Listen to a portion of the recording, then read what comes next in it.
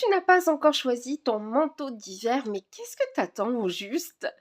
Peut-être que tu veux en savoir plus sur les dernières tendances et je vais te les dévoiler tout de suite en partenariat avec bien sûr nos sites fans de mode, So Glamorous et également Emma and Steven. Voilà, c'est parti mon kiki.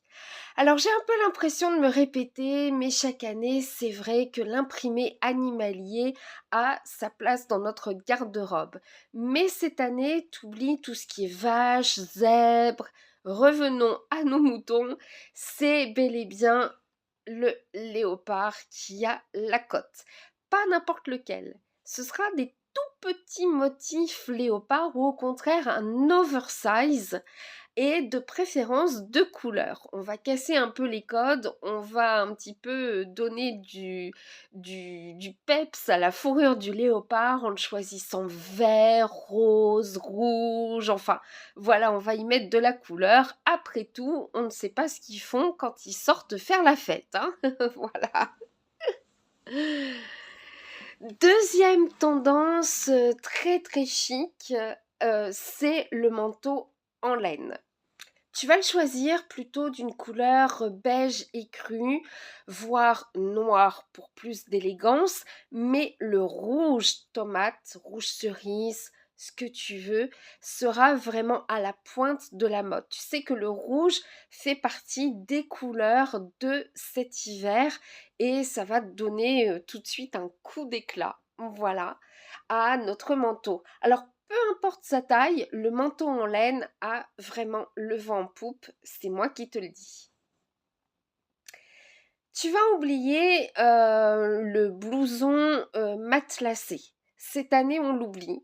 Et puis, on est beaucoup moins dans une projection futuriste de la mode, où les années précédentes, on était vraiment en train de s'imaginer Men on the Moon, on était en train de s'imaginer en train de marcher sur la lune, tout ça, direction les étoiles. On avait vraiment des doudounes oversize avec du métallisé, du doré, de l'argenté, tout ça, façon un peu couverture de survie. Ça, tu mets ça de côté. Tout d'abord, on va remplacer le blouson matelassé par le manteau matelassé et d'ailleurs, le rembourrage sera beaucoup moins volumineux que les autres années.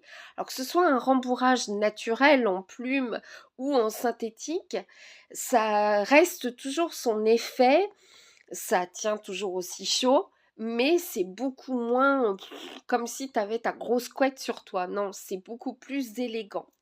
Dans les couleurs, tu vas trouver les couleurs classiques de noir, de beige, de kaki, mais en version métallisée, je t'ai trouvé un manteau vraiment très sympathique. C'est un peu métallisé, c'est très joli, mais ça donne pas ce côté, comme je l'ai dit, couverture de survie. Voilà, c'est beaucoup plus subtil, beaucoup plus joli.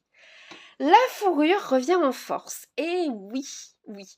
Alors qu'elle soit par petites touches à la capuche, au poignet ou en matière principale, la fourrure fait toujours son effet. Synthétique, hein, de préférence, les filles.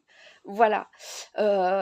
Tu peux la porter avec, tu sais, comme avant, là, les femmes qui avaient la petite écharpe avec les fourrures, les pompons en fourrure ou n'importe. Ça revient vraiment à la mode. Et je trouve ça vraiment très joli puisque le collier de perles revient. Et ben, tu peux associer un beau collier de perles avec de la fourrure. Magnifique. Alors, le côté mouton, le côté moumoute est très en vogue, que ce soit chez l'homme ou la femme. T'as vu, moi j'ai mon gilet moumoute. Voilà. Ça tient chaud, que ce soit en synthétique ou pas, ça tient chaud, c'est agréable. On se sent là-dedans comme, oh, je sais pas quoi dire, mais c'est super agréable. Et puis, si c'est associé, par exemple, avec des lanières en simili ou en cuir, ça peut être vraiment très très très joli, très tendance, très ouais, chic, quoi, en fait, voilà. On sort un peu de ce côté, peut-être trop, tu sais, la veste de bébé, en fait, hein, voilà. On met de la couleur, on met de la matière et tout, voilà.